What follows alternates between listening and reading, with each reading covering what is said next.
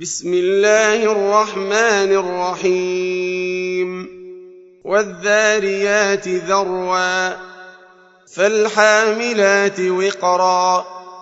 فالجاريات يسرا فالمقسمات أمرا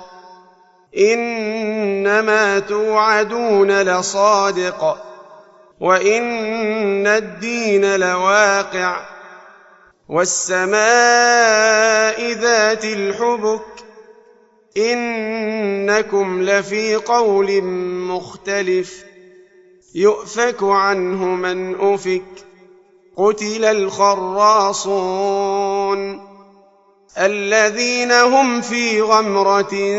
ساهون يسألون أيان يوم الدين يوم هم على النار يفتنون ذوقوا فتنتكم هذا الذي كنتم به تستعجلون إن المتقين في جنات وعيون آخذين ما آتاهم ربهم إنهم كانوا قبل ذلك محسنين كانوا قليلا من الليل ما يهجعون وبالأسحار هم يستغفرون وفي أموالهم حق للسائل والمحروم وفي الأرض آيات للموقنين وفي أنفسكم أفلا تبصرون وفي السماء رزقكم وما توعدون فورب السماء والأرض إنه لحق مثل ما أنكم تنطقون هل أتاك حديث ضيف إبراهيم المكرمين إذ دخلوا عليه فقالوا سلاما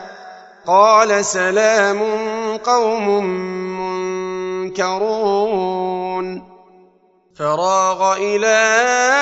أهله فجاء بعجل سمين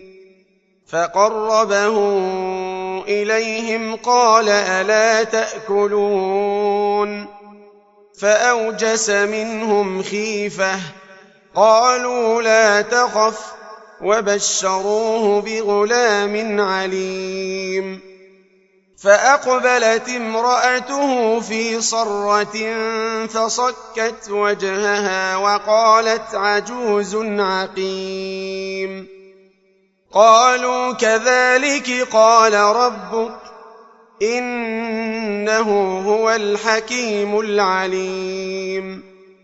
قال فما خطبكم أيها المرسلون قالوا إنا أرسلنا إلى قوم مجرمين لنرسل عليهم حجارة من طين مسومة عند ربك للمسرفين فأخرجنا من كان فيها من المؤمنين فما وجدنا فيها غير بيت من المسلمين وتركنا فيها آية للذين يخافون العذاب الأليم وفي موسى إذ أرسلناه إلى فرعون بسلطان مبين فتولى بركنه وقال ساحر أو مجنون فأخذناه وجنوده فنبذناهم في اليم وهو مليم وفي عاد إذ أرسلنا عليهم الريح العقيم ما تذر من شيء أتت عليه إلا جعلته كالرميم وفي ثمود إذ قيل لهم تمتعوا حتى حين فعتوا عن أمر ربهم فأخذتهم الصاعقة وهم ينظرون فما استطاعوا من قيام وما كانوا منتصرين وقوم نوح من قبل إنهم كانوا قوما فاسقين والسماء بنيناها بأيد وإنا لموسعون والأرض فرشناها فنعم الماهدون ومن كل شيء خلقنا زوجين لعلكم تذكرون ففروا إلى الله إني لكم منه نذير مبين ولا تجعلوا مع الله إلها آخر إني لكم منه نذير مبين كذلك ما أتى الذين من قبلهم من رسول إلا قالوا ساحر أو مجنون أتواصوا به بل هم قوم طاغون فتول عنهم فما أنت بملوم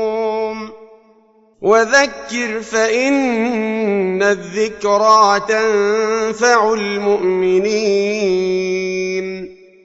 وما خلقت الجن والإنس إلا ليعبدون ما أريد منهم من رزق وما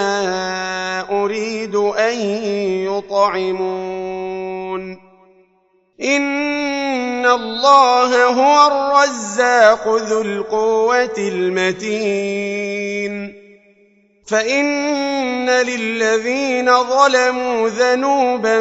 مثل ذنوب أصحابهم فلا يستعجلون